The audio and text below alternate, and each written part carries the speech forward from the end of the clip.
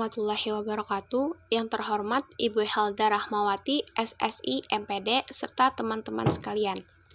Pada pertemuan kali ini, saya Nela Haryanti dan rekan saya Lutfiana Marisa akan membahas mengenai transfer belajar, di mana kami akan menjelaskan apa itu pengertian dari transfer belajar, apa saja teori transfer belajar, faktor-faktor apa yang mempengaruhi proses terjadinya transfer belajar, serta keadaan awal dalam proses belajar mengajar.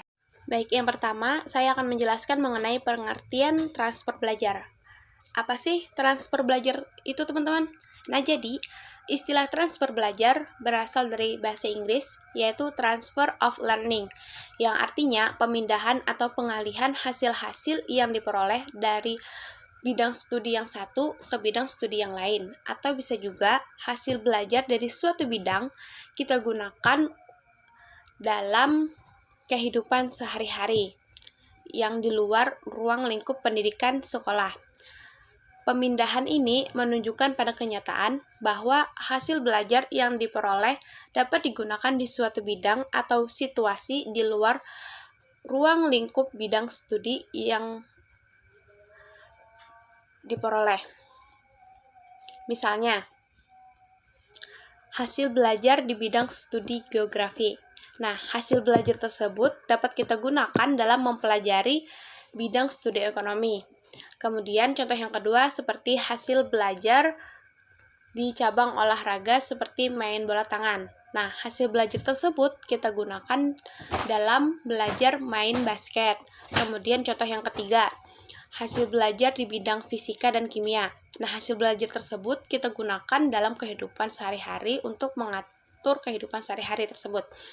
Nah, jadi hasil studi yang dipindahkan itu dapat berupa pengetahuan, kemahiran intelektual, pengetahuan kegiatan kognitif, keterampilan motorik dan sikap, dan berkat pemindahan hasil belajar tersebut, seseorang memperoleh keuntungan dan seseorang tersebut juga dapat mengalami hambatan dari mempelajari sesuatu di bidang studi yang lain.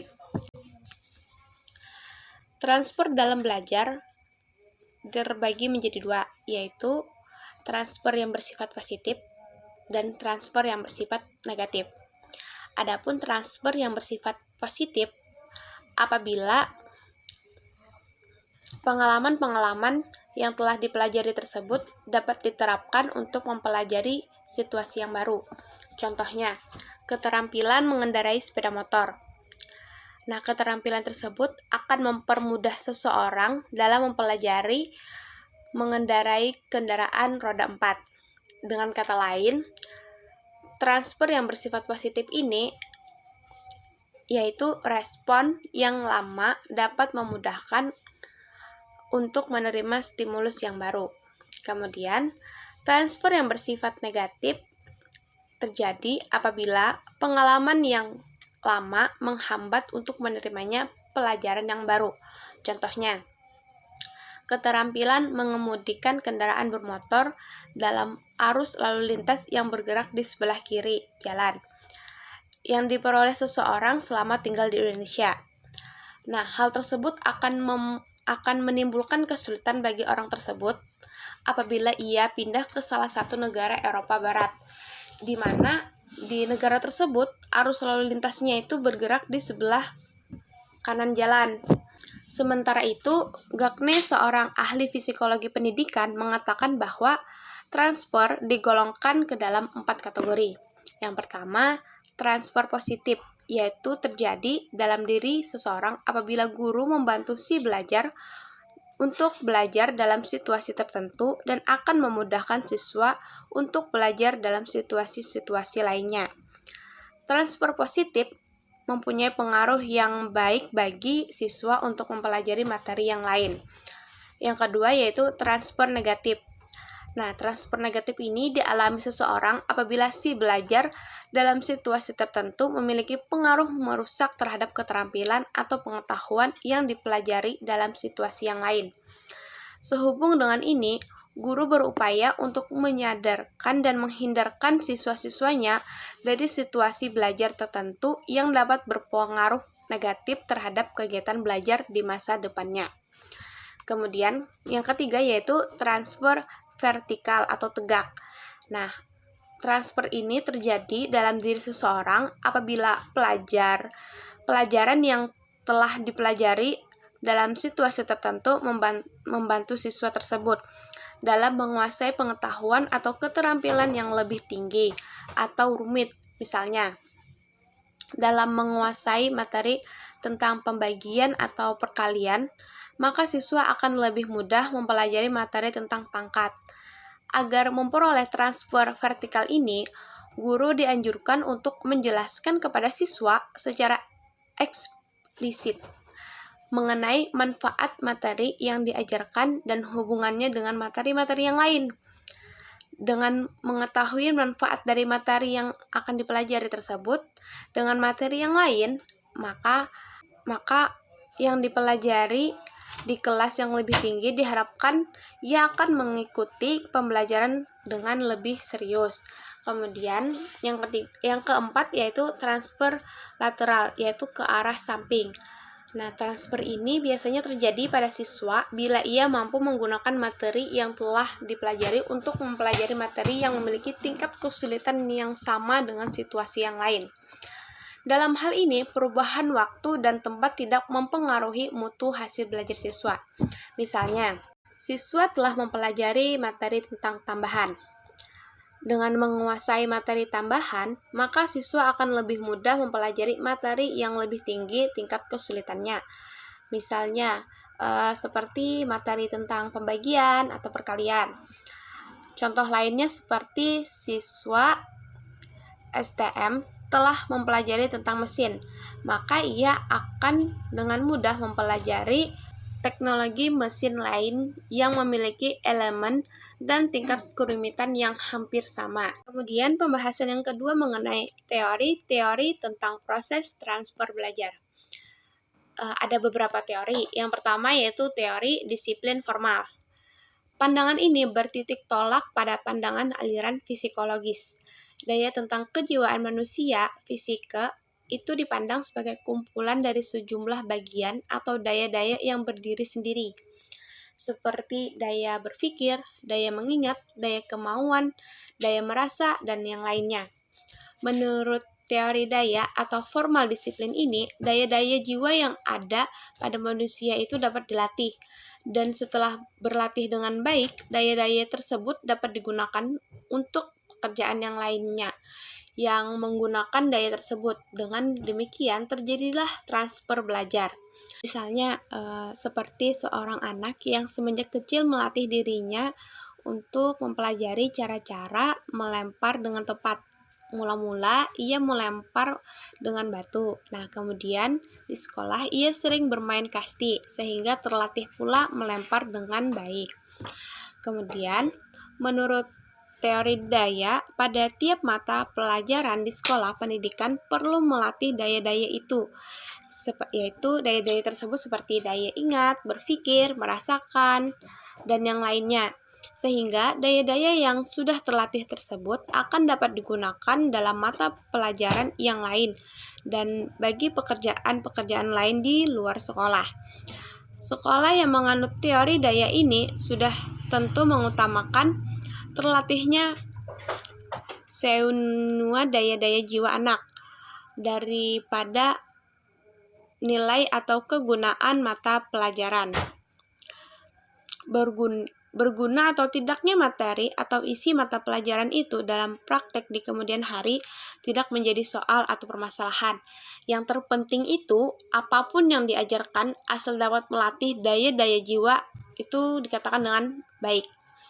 Penganut teori daya ini beranggapan bahwa anak-anak yang pandai di sekolah sudah tentu akan pandai pula di masyarakat. Kemudian teori yang kedua yaitu teori elemen identik, di mana pandangan ini dipelopori oleh Edwin Tordick yang berpendapat bahwa transfer belajar dari satu bidang ke bidang studi yang lain atau bidang studi sekolah ke kehidupan sehari-hari terjadi berdasarkan adanya unsur-unsur yang sama dalam kehidupan studi atau antara bidang studi di sekolah ke kehidupan sehari-hari.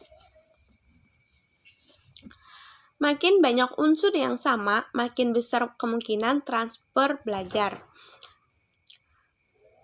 Dengan kata lain, terjadinya transfer belajar sangat tergantung dari banyak sedikitnya kesamaan unsur-unsur. Misalnya, antara bidang studi aljabar dengan ilmu ukur dan yang lainnya.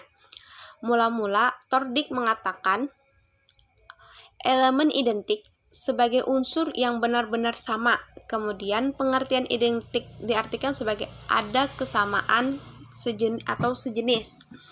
Perubahan pandangan ini membuat teorinya tentang transfer belajar lebih mudah dapat diterima. Menurut teori ini, hakikat transfer belajar adalah pengalihan dari penguasaan suatu unsur tertentu pada bidang studi yang lainnya. Makin banyak adanya unsur-unsur yang sama, akan semakin besar pula terjadinya transfer positif. Teori yang ketiga yaitu teori generalisasi. Nah, teori ini dikemukakan oleh Charles Judd yang berpendapat bahwa belajar lebih berkaitan dengan kemampuan seseorang untuk menangkap struktur pokok, pola, dan prinsip umum. Bila seseorang siswa mampu menangkap konsep, kaidah, dan prinsip untuk memecahkan persoalan, maka siswa itu mempunyai bekal yang dapat ditransfer ke bidang lain di luar bidang studi di mana konsep, kaidah, dan prinsip itu mula-mula diperoleh. Maka siswa itu dikatakan mampu mengadakan generalisasi, yaitu mampu menangkap ciri-ciri atau sifat-sifat umum yang terdapat dalam sejumlah hal yang khusus. Generalisasi semacam itu sudah terjadi bila siswa membentuk konsep, kaidah, prinsip, dan siasat-siasat pemecahan problem atau masalah. Jadi, kesamaan antara dua bidang studi tersebut tidak terdapat dalam unsur-unsur khusus, melainkan dalam pola, dalam struktur dasar, dan dalam prinsip. Yang ketiga adalah faktor-faktor yang mempengaruhi proses terjadinya transfer belajar. Faktor pertama adalah inteligensi. Individu yang lancar dan pandai biasanya segera mampu menganalisa dan dapat melihat hubungan logis. Ia segera melihat unsur-unsur yang sama serta pola dasar atau kaidah hukum, sehingga sangat mudah terjadi transfer. Faktor kedua adalah sikap. Meskipun orang mengerti dan memahami sesuatu serta hubungannya dengan yang lain, tetapi pendirian atau kecenderungannya menolak, maka transfer tidak akan terjadi, dan demikian sebaliknya. Faktor yang ketiga adalah materi pelajaran. Biasanya mata pelajaran yang mempunyai daerah berdekatan akan mudah terjadi transfer. Contohnya matematika dengan statistika, ilmu jiwa daya dengan sosiologi akan lebih mudah terjadi transfer. Yang keempat adalah faktor sistem penyampaian. Guru pendidik yang senantiasa menunjukkan hubungan antara suatu pelajaran yang sedang dipelajari dengan mata pelajaran yang lain atau dengan menunjuk kehidupan nyata yang dialami anak, biasanya akan mudah terjadi transfer. Dan yang terakhir adalah keadaan awal dalam proses belajar mengajar. Selama proses belajar mengajar berlangsung, terjadi interaksi antara pengajar dan siswa. Setiap siswa mendapat dan menghadapi tugas belajar dan pengajar harus mendampingi siswa dalam belajar. Keberhasilan proses belajar mengajar itu sebagian dipengaruhi oleh keadaan awal yang dimiliki oleh siswa, baik sebagai individu maupun sebagai kelompok. Kenyataan ini berakibat bagi pengajar sejauh mana ia harus mengikut sertakan keadaan awal atau ciri khas itu sebagai salah satu titik tolak bagi perencanaan dan pengelolaan proses belajar mengajar. Bagi setiap pengajar, mengetahui perilaku dan karakteristik awal siswa diperlukan dalam menyusun tujuan instruksional. Menurut Detterline, teknologi instruksional merupakan aplikasi teknologi berperilaku untuk menghasilkan perilaku khusus secara sistematik dalam rangka mencapai tujuan instruksional. Keadaan awal siswa yang heterogen dengan latar belakang serta kemampuan yang berbeda-beda akan jadi penghambat bagi proses pencapaian tujuan instruksional bila sejak awal pengajar tidak mengidentifikasi perilaku dan karakteristik siswa yang akan diajar. Menurut W.S. Winkel, setiap proses belajar mengajar mempunyai titik tolaknya sendiri atau berpangkal pada keadaan siswa tertentu atau tingkah laku awal untuk dikembangkan menjadi keadaan baru sesuai dengan tujuan instruksional atau tingkah laku final.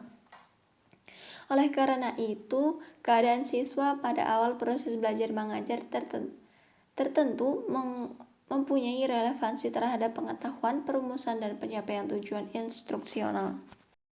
Dengan demikian, keadaan awal siswa dapat dipandang sebagai masukan atau input yang menjadi titik tolak dalam proses belajar mengajar yang akan menghasilkan suatu pengeluaran atau output. Pada awal penerimaan siswa baru, maka para siswa yang masuk ke suatu sekolah mempunyai latar belakang dan keadaan yang berbeda-beda. Sudah menjadi tugas seorang guru sebagai pendidik untuk mencatat, memperhatikan, dan mempelajari perbedaan-perbedaan tersebut, terutama pada saat penyusunan rencana pengajaran. Akan lebih baik apabila sebagai seorang pendidik, guru jangan sampai salah mencatat, memperhatikan, dan memperkirakan kemampuan dan keadaan siswa-siswa baru tersebut. Kesalahan tersebut dapat berupa perkiraan yang terlalu rendah dan yang terlalu tinggi. Apabila seorang guru sebagai seorang pendidik dalam memperkirakan keadaan siswa baru tersebut terlalu rendah, maka mengakibatkan guru akan mengajarkan sesuatu yang siswa sudah menguasainya.